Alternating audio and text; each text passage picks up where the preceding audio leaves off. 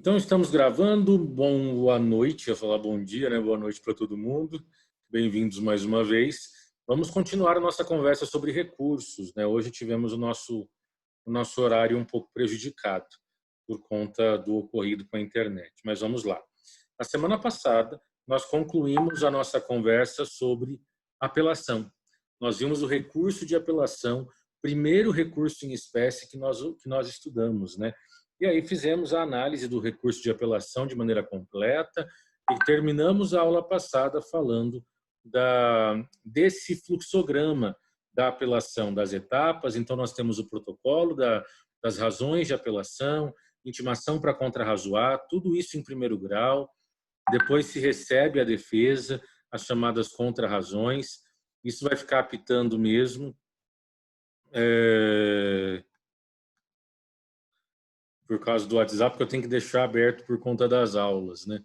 E de eventuais avisos.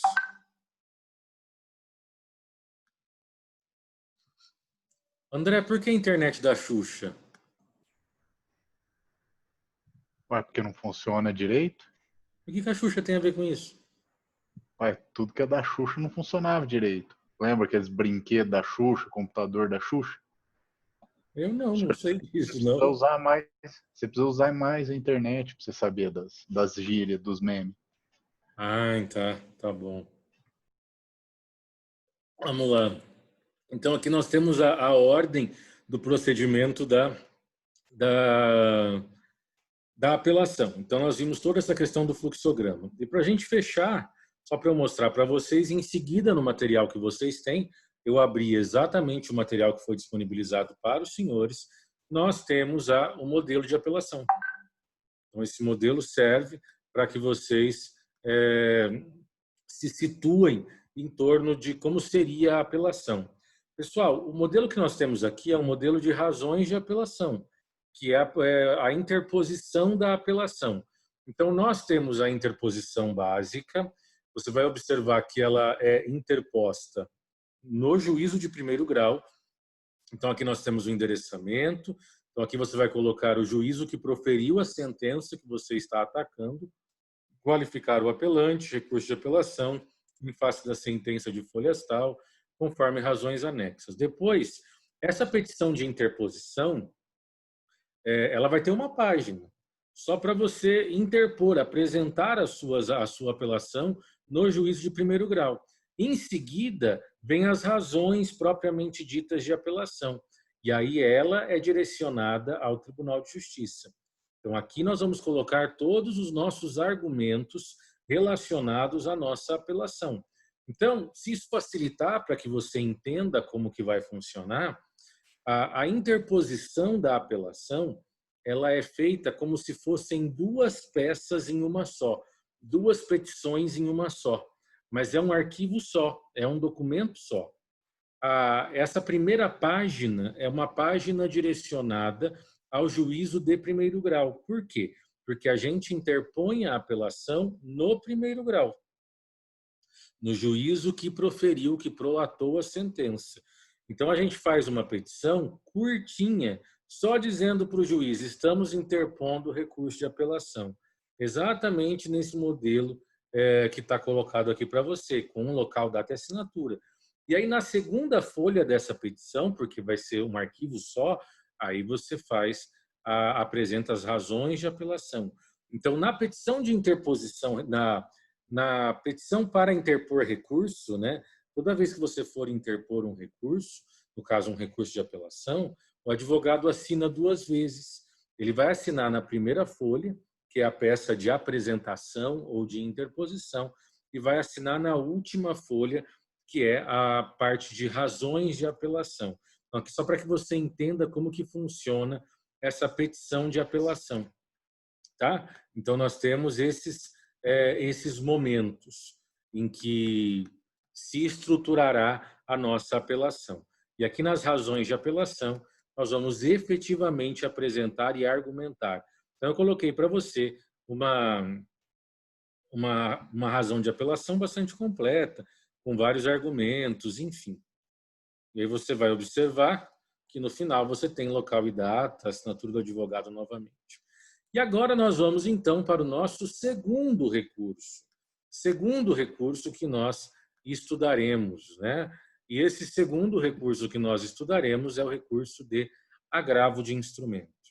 Recurso de agravo de instrumento, ele é previsto a partir do artigo 1015 do Código de Processo Civil. E você já tem um material que foi colocado no Moodle. Anteriormente eu avisei o André de que você tem já material da semana toda. Tanto o agravo de instrumento, que é a nossa conversa de hoje, como você também tem o material de amanhã, agravo interno e embargos de declaração.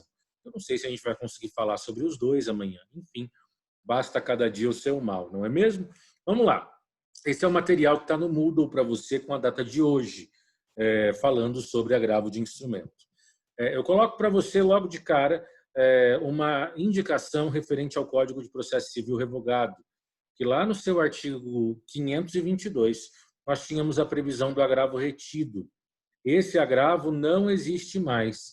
Para que funcionava o agravo retido? Para atacar decisões interlocutórias sobre a qual não existia urgência. Olha o que dizia o artigo 522. Das decisões interlocutórias cabe agravo em 10 dias, na forma retida, exceto, salvo quando se tratar de decisão suscetível a causar à parte lesão grave e de difícil reparação. Como que funcionava no código anterior? Se eu tivesse uma interlocutória, uma decisão interlocutória, e deixá-la daquela maneira pudesse causar uma lesão grave ou de difícil reparação para a parte, então ele estava autorizado a interpor agravo de instrumento. Agora, se fosse uma interlocutória sem possibilidade de causar lesão, de causar dano, então não cabia agravo de instrumento, a parte fazia agravo retido. E aí, no momento que ela fosse apelar, se ela fosse apelar, ela ia fazer menção ao agravo retido. Nós não temos mais essa figura hoje no Código de Processo Civil. Não existe mais agravo retido. Nós só temos a modalidade do agravo de instrumento. Então, como que vai funcionar? Aqui, pessoal, é aquela lógica que nós estudamos na apelação. Se, ao longo do processo, se durante o processo, conforme o processo foi sendo tocado, conforme o processo foi sendo experimentado, se durante essa experiência processual o juiz proferiu ali decisões interlocutórias não agraváveis por instrumento, lembra que a gente falou sobre isso na aula passada, que eram as decisões interlocutórias que não se enquadravam no artigo 1015. Então, o que acontecia com elas? Não tinha nenhum prejuízo. A parte estava autorizada a fazer, no momento da apelação, suscitar essas questões. Então, era possível, em preliminar de apelação, suscitar interlocutórias não agraváveis. Nós comentamos, então, sobre isso. Então, qual que foi a nossa conversa na semana passada? Eu disse para vocês o seguinte, o juiz proferiu uma decisão interlocutória. Eu olho para a interlocutória, não concordo com ela. O que eu tenho que fazer? Eu preciso olhar o artigo 1015, que é o artigo do agravo de instrumento. Se essa interlocutória estiver prevista no 1015, eu estou autorizado a interpor agravo de instrumento. Posso recorrer imediatamente. Agora, se essa interlocutória que eu discordo não estiver prevista no 1015, eu não posso fazer nada. Eu fico quieto e espero o momento da sentença. Se, com a sentença, eu continuar discordando, eu vou interpor apelação, o recurso de apelação será interposto e nas minhas preliminares das razões de apelação, eu comentarei, mencionarei aquela interlocutória que eu não pude agravar lá atrás. Então, hoje, não existe mais agravo retido com esse nome, mas aquilo que se fazia no código anterior e que era chamado de agravo retido continua sendo possível de ser feito. A diferença é só que eu não preciso fazer nada. Então, ficou mais fácil hoje. Então, de uma maneira muito simples, tem uma interlocutória que eu não concordo. Não está no rol do 1015. Não está no rol do 1015, nos incisos do artigo 1015. Então, eu fico quieto, sossego, espero o momento da apelação. Se eu for apelar, eu vou mencionar essa interlocutória em preliminar de apelação. Ah, se eu não quis apelar, mas eu quero suscitar isso nas contrarrazões. Então, na minha defesa, nas contrarrazões de apelação, eu posso, então, suscitar essa interlocutória da qual eu não concordo. A gente falou sobre isso na semana passada. É muito importante que você revise essa situação. O que nós temos hoje, em torno de agravo, né, é somente a figura do agravo de instrumento. E quando nós olhamos para o agravo de instrumento, nós temos a seguinte redação, logo no 1015, que é o que começa agravo de instrumento. Cabe agravo de instrumento contra as decisões interlocutórias que versarem sobre. Né? É exatamente isso que você tem colocado no seu material. Olha o que diz o 1015, cabe agravo de instrumento contra ou em face às decisões interlocutórias que versarem sobre. Aqui nós precisamos fazer um primeiro esclarecimento. E é um primeiro esclarecimento bastante oportuno, porque nós temos que tomar cuidado com o tipo de doutrina que nós estamos utilizando. Se eu pesquiso uma doutrina mais antiga, uma doutrina ultrapassada, é possível que você leia a seguinte previsão. Cabe agravo em face de decisão interlocutória. Então, isso pode aparecer em livros mais antigos. Por quê? Porque agravo era o recurso cabível em face de qualquer interlocutória. Se fosse urgente, era agravo de instrumento. Se não fosse urgente, era agravo retido. Então, eu sempre atacava as interlocutórias usando agravo, na época do código anterior. Agora, nós temos uma ressalva, porque olha o que diz. Cabe agravo de instrumento contra as interlocutórias que versarem sobre. O que o caput do 1015 está dizendo? Só cabe agravo de instrumento nas hipóteses descritas abaixo.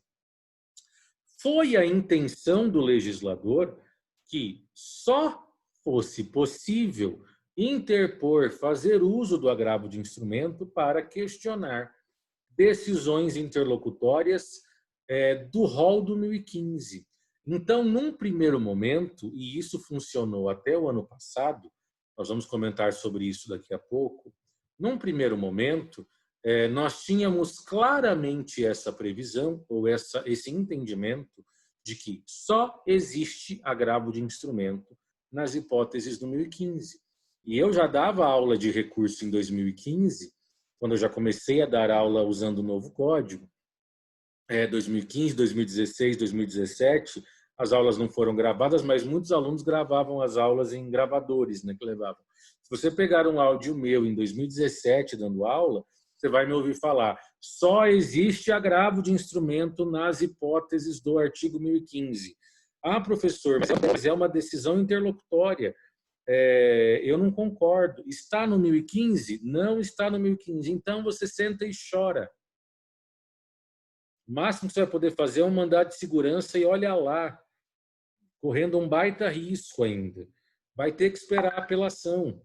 Então, você vai, se tiver gravação disso, é muito provável que você me escute falar uma situação dessa. Hoje não está mais assim, a gente vai chegar no momento de comentarmos sobre isso. Mas a ideia do legislador, do código, era realmente que só coubesse agravo de instrumento nas hipóteses dos incisos do 1015 ou outras hipóteses previstas pela lei. O próprio material de vocês apresenta outras hipóteses do CPC em que o código expressamente diz que cabe agravo de instrumento. Mas sem a previsão legal, sendo uma interlocutória qualquer, não teria o que ser feito. Bom, vamos lá. Quais são as hipóteses básicas de cabimento do agravo de instrumento? Então, a primeira coisa que a gente sabe é agravo de instrumento sempre será interposto em face de uma decisão interlocutória. Então, nós precisamos diferenciar sentença de decisão interlocutória. A gente falou sobre isso no início do semestre.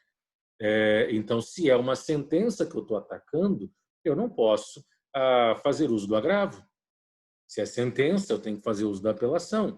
Agora, se é decisão interlocutória, o recurso cabível é agravo de instrumento, mas qualquer interlocutória, não. Num primeiro momento, eu preciso analisar as decisões interlocutórias proferidas descritas e identificadas no artigo 1015. E aí, o primeiro inciso do artigo 1015, tutelas provisórias. Bom, tutelas provisórias são decisões interlocutórias por excelência. Então, todo mundo já ouviu falar de tutela provisória em algum momento. Então, sempre que a gente lê ou ouve, foi proferida uma liminar, foi concedida uma liminar, todas as liminares são tutelas provisórias. Sabe essas decisões de urgência? A pessoa ingressa com uma ação e pede para tirar o nome do Serasa imediatamente, não quer esperar a sentença, isso é liminar. Tudo isso é resolvido, decidido por uma decisão interlocutória. Então, da decisão interlocutória que concede uma tutela provisória, e note, ele diz, cabe agravo de instrumento a decisão interlocutória que versa sobre tutela provisória. Então, aqui, pessoal, isso é muito importante. Não importa se concede, se nega, se modifica a decisão interlocutória, se modifica a tutela provisória. Se eu pedir uma tutela de urgência para tirar o nome do Serasa, se o juiz defere, concede, cabe agravo de instrumento pela outra parte, que não precisa concordar. Se ele indefere, se ele não autoriza, cabe agravo de instrumento por mim, aquele que se sentiu prejudicado, aqui a gente falou, o que nós falamos de interesse recursal. Então, sempre que eu tiver uma tutela provisória, que no seu bojo tratar sempre que eu tiver uma decisão interlocutória, que no seu bojo tratar de uma tutela provisória, eu poderei então fazer uso do agravo de instrumento para questionar a decisão proferida pelo juiz, certo? É claro que aí tem a ressalva em vermelho. A tutela provisória proferida durante o processo, ela é atacável mediante agravo. Agora, se essa tutela provisória for proferida na sentença, aí o recurso cabível é a apelação. Tá? Porque, excepcionalmente, isso é muito difícil de acontecer, tá? Mas nós precisamos imaginar as hipóteses. Excepcionalmente, eu posso ter uma tutela provisória concedida só no momento da sentença. Aí você pode me perguntar, professor, mas não tem sentido o juiz conceder uma tutela provisória na sentença. Já é sentença. Talvez ele concede porque sabe que a outra parte pode recorrer. Então, ele já quer conceder o direito para a parte para não ficar na pendência, até ir o recurso, ser julgado e tudo mais. Deixa a parte já experimentar isso. Às vezes acontece nesse sentido. Mas a gente tem que entender. Não basta conceder, negar, enfim, uma tutela provisória. Tem que ser mediante decisão interlocutória.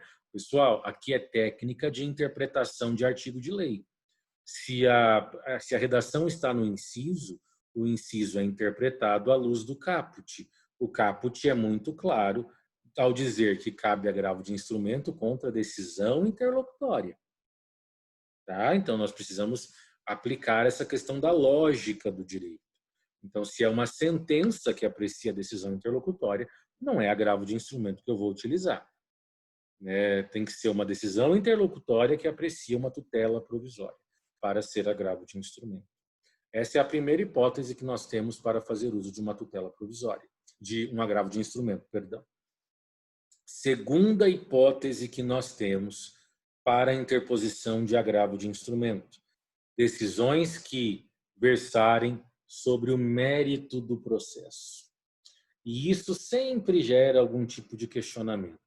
Preste muita atenção aqui no tio. O que são essas decisões que versarem sobre o mérito do processo? O que eu quero dizer com isso? O que isso significa? Melhor ainda, o que isso representa? Meus queridos, quando nós falamos sobre decisões interlocutórias que versem ou que versarem sobre o mérito do processo, nós fazemos menção ao artigo 356 do CPC. O que é isso? É o julgamento antecipado parcial do mérito. Muito importante nós destacarmos o artigo 356. O que é isso? nós temos a possibilidade, e isso é para você ter estudado o semestre passado, do chamado julgamento parcial do mérito. Preste muita atenção aqui. Muita atenção mesmo. Hoje, tá? Isso não existia no Código Revogado. Por isso, mais uma vez, o cuidado com a doutrina utilizada.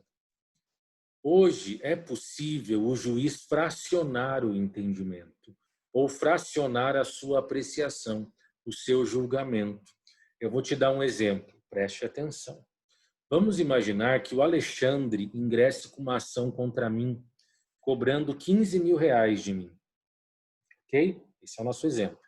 O Alexandre ingressou com uma ação contra o Tiso, me exigindo R$15.000. Eu, ao me defender, digo assim, juiz, o Alexandre estava viajando. Eu não devo R$15.000 para o Alexandre, eu devo 5. Não devo 15, eu devo 5. O que pode o juiz fazer diante da minha confissão parcial? Diante dessa minha postura, o juiz entende o seguinte, presta atenção. Bom, o controverso, ou seja, aquilo que as partes estão brigando é sobre 10.000. Porque sobre 5 não há dúvida. Entende isso? Se o réu está dizendo que ele deve 5 e o autor cobra 15, então 5 já está certo que é devido. Eu não preciso nem parar para perder tempo com 5.000. O nosso quebra-pau, a nossa briga é sobre 10 e não sobre 15, porque 5 já está assumido que ele deve. O que o juiz pode fazer? Imediatamente me condenar a pagar R$5.000. Isso é o julgamento antecipado, porque depois eu terei um julgamento final, em que o juiz vai julgar só um pedaço do pedido. Por quê? Porque eu tenho um pedido que é maior, só que uma parte desse pedido se tornou incontroversa. Ou seja, uma parte desse pedido o réu assumiu, o réu confessou. Então, se o réu confessou uma parte do pedido do autor, mas não tudo, o juiz pode, então, julgar só essa parte, que é exatamente esse julgamento antecipado parcial do mérito, porque o juiz está julgando só uma parte do pedido. Lembra que eu disse que mérito é pedido? O juiz está julgando só um pedaço do pedido do autor. E o processo continua. E vai continuar produzindo as provas para que depois o juiz se pronuncie, no nosso exemplo, julgue em relação ao que ficou para trás, a outra parte do pedido que ainda não foi julgada. Quando o juiz faz esse julgamento antecipado parcial do mérito, ele faz por decisão interlocutória. Preste muita atenção, porque isso é questão de concurso. Aqui nós não temos uma sentença, nós temos uma decisão interlocutória. Por que que nós não temos uma sentença aqui? Alguém se arrisca a me dizer por que quando o juiz julga um pedaço do pedido, isso não é sentença, isso é uma interlocutória?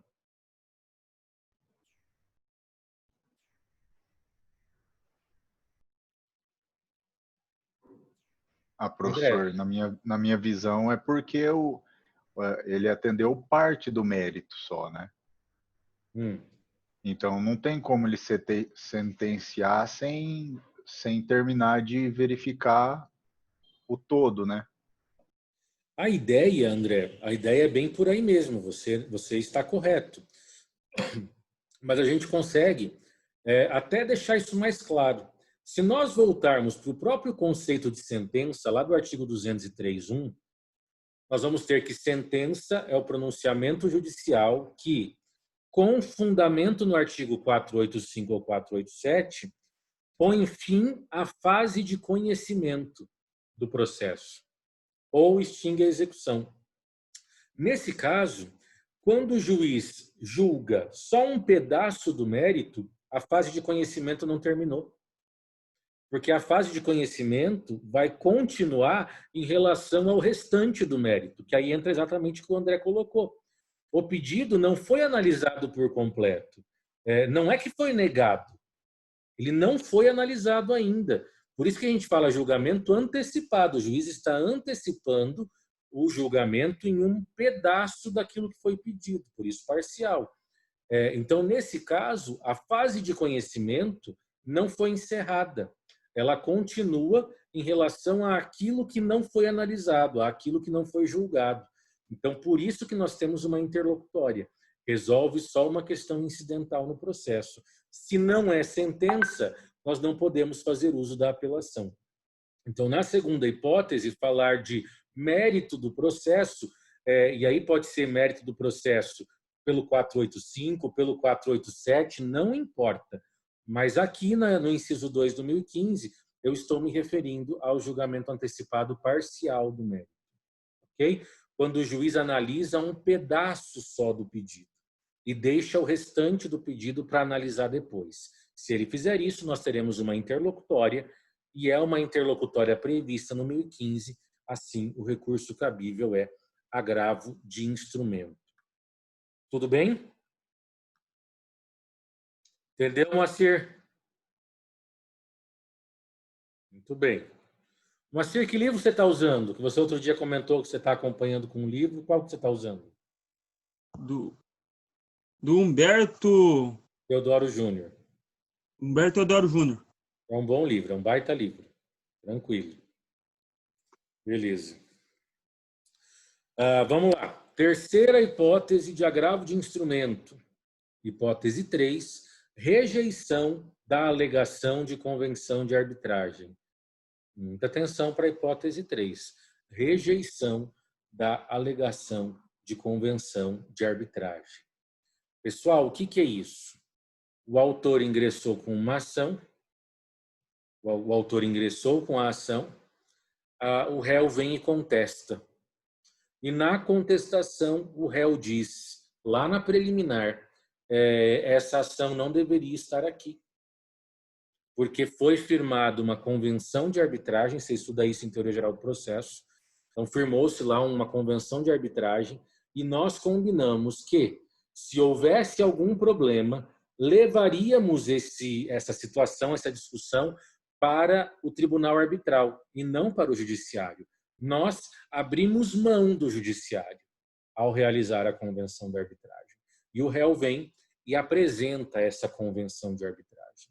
O juiz, ao analisar a alegação do réu, ele rejeita a alegação do réu e diz: não aceito essa convenção de arbitragem, ela não é válida e o processo permanecerá no judiciário.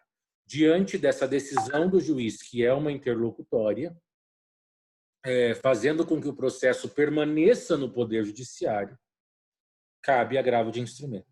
Então, nesse caso, o réu não ficará satisfeito, por óbvio, com a decisão.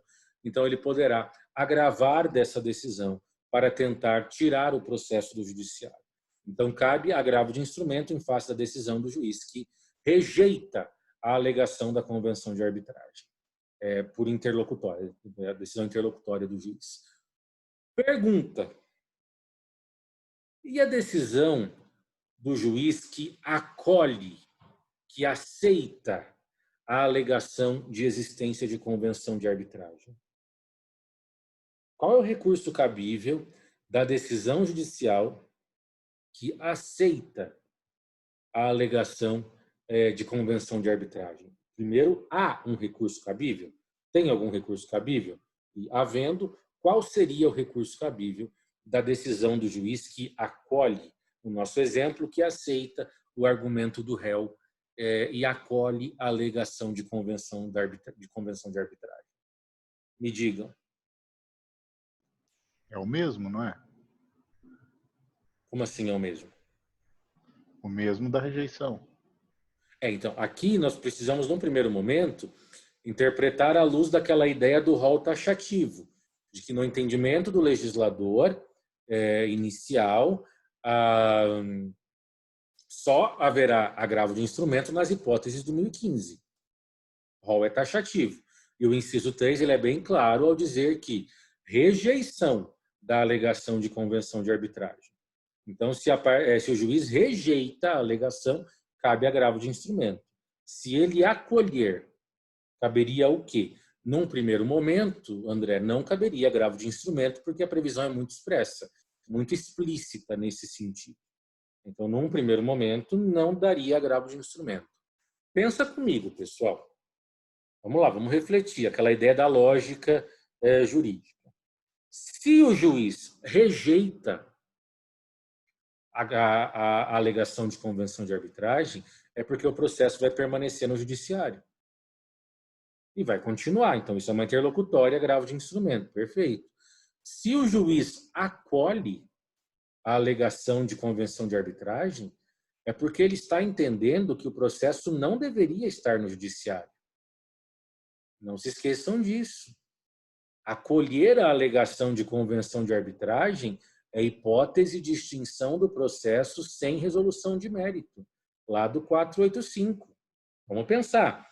Se o juiz acolhe a alegação de convenção de arbitragem, ele está dizendo esse processo deveria estar no tribunal arbitral e não no judiciário. Então, ele vai matar o processo. Logo, isso é uma sentença. E se é uma sentença, o recurso cabível é a apelação. Entenderam isso? Tá? Entendeu, André? Entendi. Certeza? Absoluto. Beleza. Os demais, tudo certo? Tudo sob controle? Bruno está acompanhando?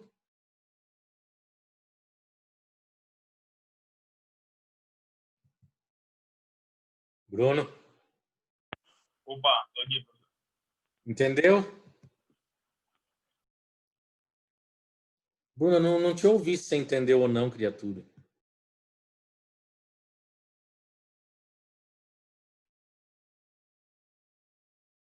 Criatura. Professor, Responde. Oi. posso fazer uma pergunta? Pode. Se nesse caso aí, ele tinha um arbitramento para fazer, daí ele foi para o juiz. Porque Ele tinha o que para fazer que eu não entendi? o arbitramento entre a convenção que eles fizeram, no negociação, né? Aí eles elegeram um árbitro para fazer isso, não foi? Daí se foi para a mão do juiz... Arbitragem. É porque arbitramento é uma outra coisa no processo. É outra coisa? Optaram pela arbitragem, é. Tá. Então eu estava achando que eles tinham elegido um árbitro para fazer... Isso feito um contrato, uma negociação. Isso é optar pela arbitragem. Daí eu achei que eles tinham havido um desacordo entre eles, daí eles foram para o juizado, né? Então não é isso. Para o judiciário. Judiciário.